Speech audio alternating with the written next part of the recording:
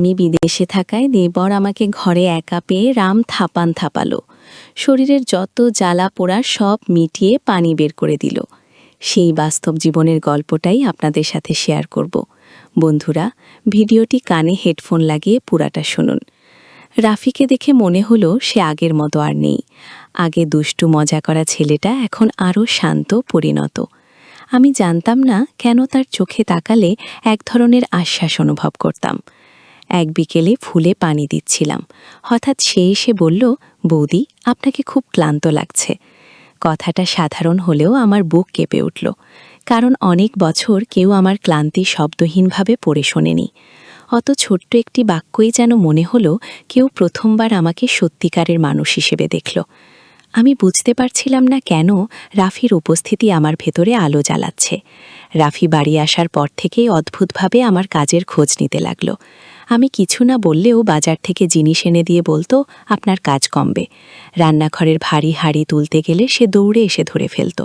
তাকে বারণ করলেও সে হেসে বলতো, আপনি এত কাজ করলে ক্লান্ত হবেন। তার এই খেয়াল আর যত্ন আমাকে ভিতর থেকে নরম করে দিচ্ছিল। মনে হতো কেউ যেন আমাকে নতুন করে গুরুত্ব দিচ্ছে, যত্ন করছে। আগের মতো একা লাগতো না আর। অজান্তেই তার উপস্থিতি আমার দিনের একটা শান্ত অংশ হয়ে উঠছিল।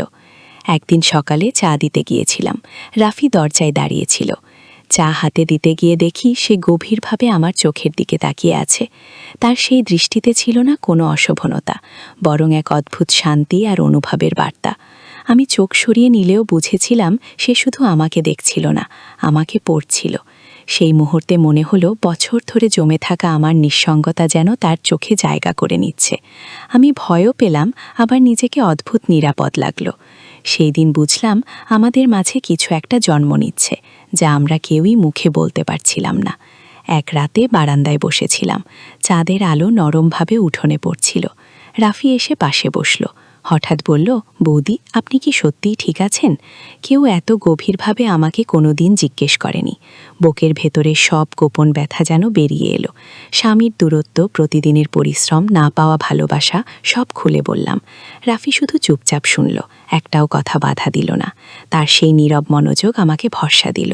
প্রথমবার মনে হলো আমি কারো কাছে সত্যি সত্যি গুরুত্বপূর্ণ।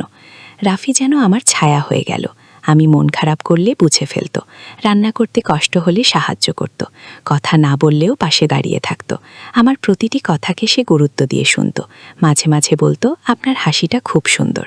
আমি জানতাম না কেন এই কথা আমার ভিতরকে আলো ভরে দিত। রাফির সঙ্গ ধীরে ধীরে আমার মনের ভার লাঘব করছিল। একসময় বুঝলাম আমি তাকে পাশে পেলেই শান্তি পাই। তার উপস্থিতি আমাকে প্রতিদিন নতুন করে শক্তি দিত। মনে হচ্ছিল সে না থাকলে দিনটা যেন ঠিকমতো কাটে না। বিকেলে বৃষ্টি পড়ছিল আর ঠান্ডা বাতাস বারান্দা ভরিয়ে দিচ্ছিল। রাফি পাশে দাঁড়ালো। বৃষ্টির শব্দে অদ্ভুত শান্তি ছিল। সে বলল, আপনি চাইলে আমি আপনার সব কথা শুনতে পারি। সেই মুহূর্তে তার কথাগুলো আমার হৃদয় ছুঁয়ে গেল। আমি বুঝলাম কেউ যখন সত্যি মনের পাশে দাঁড়ায়, তখন অনুভূতি নিজে থেকেই জন্ম নেয়া। রাফির দিকে তাকাতে গিয়ে নিজের ভেতর অদ্ভুত ধক অনুভব করলাম। মনে হলো আমরা দুজনেই নির্বেকতায় পরস্পরের দিকে এগিয়ে যাচ্ছি, কিন্তু সেই টান আমাকে একই সঙ্গে ভয় আর শান্তি দিচ্ছিল। একদিন বিকেলে উঠোনে বসেছিলাম। রাফি অস্থিরভাবে এদিক ওদিক হাঁটছিল। আমি কারণ জানতে চাইতেই সে আসতে বলল, আপনি না থাকলে বাড়িটা ফাঁকা লাগে। তার কথায় আমি থমকে গেলাম। সে আরও বলল, আপনাকে দেখলে শান্তি লাগে। কথাগুলো সরাসরি প্রেমে নাই, কিন্তু তার অনুভূতি স্পষ্ট। আমি ভয়ে বললাম, রাফি, আমরা ভুল পথে পা বাড়াতে পারি না। সে মাথা নিচু করে বলল, জানি বৌদি, কিন্তু আপনি কষ্ট পেলে নিজেকে আটকাতে পারি না।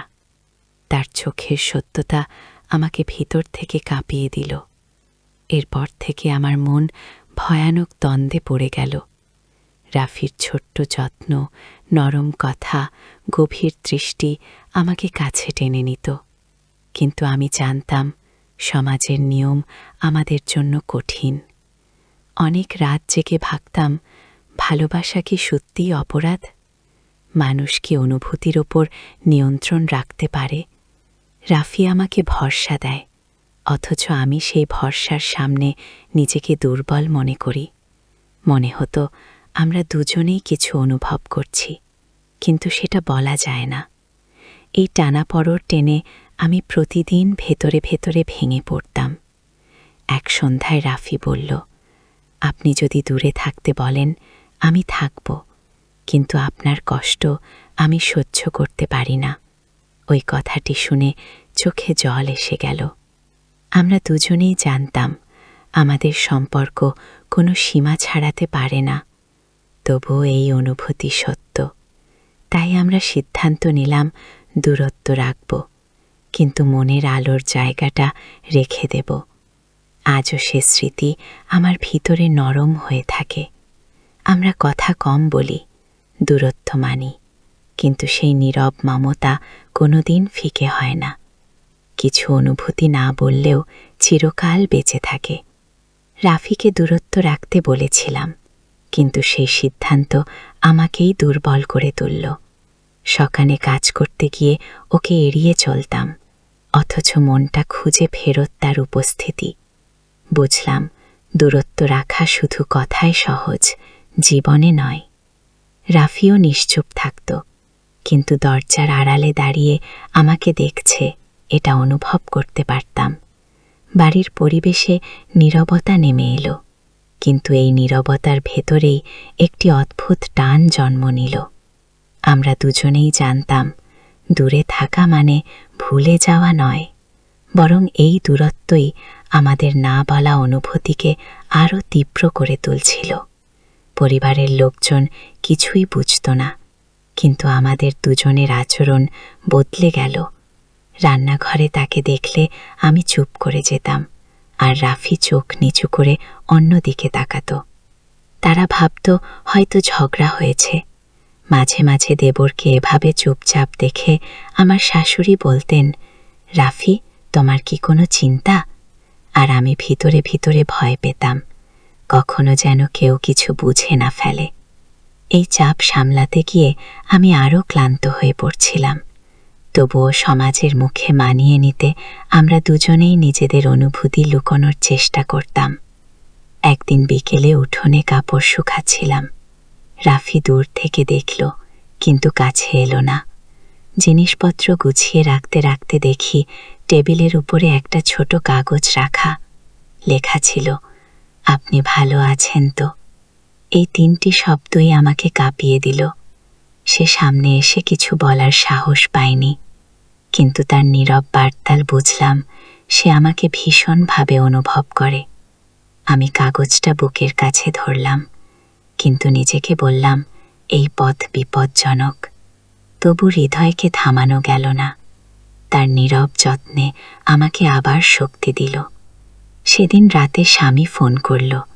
অনেকদিন পর তার কণ্ঠে একটু মমতা পেলাম, কিন্তু আশ্চর্যভাবে সেই মমতা আমাকে স্পর্শ করল না। ফোন রেখে গভীর শ্বাস ফেললাম। ভালো লাগা বদলে গেছে নাকি সময় আমাকে কঠিন করে দিয়েছে? রাফির ছোট যত্ন, তার নিশ্চুপ পাশে থাকা, এসবই আমার মনকে বদলে দিয়েছে। স্বামী বলল আগামী মাসে টাকা পাঠাবো, অথচ আমি ভেবে চললাম টাকা বা দায়িত্বে কি ভালোবাসা পূর্ণ হয়? নিজেকে আরও অপরাধী লাগছিল। সেই রাতে ঘুমাতে পারিনি। 2 দিকেই টানছিল জীবন। আর মাঝখানে দাঁড়িয়েছিলাম আমি। পরের দিন দেখলাম রাফি নিজেকে আমার থেকে পুরোপুরি আলাদা করে ফেলছে। আগের মতো সাহায্য করছে না, চোখে চোখ রাখছে না, এমনকি এক টুকরো হাসিও নেই। বুঝলাম সে জোর করে নিজেকে দূরে রাখতে চাইছে, যাতে আমি সমস্যায় না পড়ি। কিন্তু তার এই দূরত্বই আমাকে আরও ব্যথিত করল। মনে হলো কেউ আমার মন থেকে আলোটাকে সরিয়ে নিচ্ছে। বিকেলে সে ঘর পরিষ্কার করছিল। আমি আসতেই দূরে সরে গেল। সেই নীরবতা সহ্য করতে পারলাম না। বুঝলাম সে যতই দূরে থাকতে চাইবে, তার উপস্থিতির অভাব আমি সহ্য করতে পারব না। একদিন আমরা রান্নাঘরে মুখোমুখি হলাম। আমি ভাত নামাচ্ছিলাম, আর রাফি পানি আনতে এসেছে। কেউ কিছু বলল না, কিন্তু চোখে চোখ পড়তেই বুকের মধ্যে ঢেউ উঠল। আমি বললাম, তুমি দূরে যাচ্ছ। সে নরম স্বরে বলল, আপনার ভালো হোক চাই। তার কথায় রাগ, কষ্ট আর মমতা সব মেশানো ছিল। আমি কিছু বলতে পারলাম না।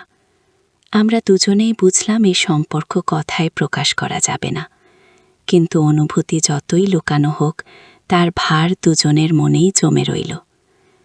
একদিন প্রচণ্ড জ্বর এলো, মাথা ঘুরছিল, শরীর দুর্বল। সবাই ব্যস্ত ছিল, কিন্তু রাফি প্রথমেই টের পেল। আমার ঘরে ঢুকে পানি এনে দিল, কপালে ভেজা কাপড় রাখল। আমাকে এত যত্ন নিয়ে কেউ দেখেনি বহু বছর। আমি দুর্বল কণ্ঠে বললাম, তুমি কেন এলে? সে বলল, আপনাকে একা দেখে থাকতে পারলাম না। তার চোখে সেই সত্যিকারের উদ্বেগ দেখে আমার সব ভয়, সব দূরত্ব ভেঙে পড়ল। বুঝলাম এই অনুভূতি থামানোর মতো নয়। জ্বর কমলে আমি বারান্দায় বসেছিলাম। রাফি একটু দূরে দাঁড়িয়েছিল, কিন্তু চোখে এক ধরনের শান্তি। আমি তাকে বললাম, তুমি পাশে না থাকলে হয়তো আমি এত তাড়াতাড়ি সেরে উঠতাম না। সে মাথা নিচু করে হাসল। সেই হাসিতে মমতা ছিল, আবার যন্ত্রণা ছিল, আমাদের সম্পর্কের মতোই। আমি বুঝলাম, জীবন কখনো কখনো এমন মানুষকে সামনে আনে যাকে ভুলে যাওয়া যায় না। রাফি আমার জন্য শক্তি হয়ে উঠেছে, যদিও আমরা দুজনেই সীমা মানতে বাধ্য। অনুভূতির তীব্রতায় আমাদের কাছাকাছি রাখছিল। আমরা আগের মতো স্বাভাবিক হতে চেষ্টা করলাম। কাজের মাঝে কথা হতো, কিন্তু সীমারেখা মেনে। রাফি খুব সতর্ক। আমি বুঝতাম সে আমাকে ভালো রাখতেই নিজের অনুভূতি চাপা দিচ্ছে। মাঝে মাঝে সে দরকার ছাড়া কথা বলতো না, কিন্তু তার চোখের নরম দৃষ্টি আমাকে সব বুঝিয়ে দিত। আমরা দুজনেই নীরব সঙ্গ খুঁজে পেলাম। একই বাড়িতে থাকলেও মানসিক দূরত্ব ধরে রাখা ছিল কঠিন।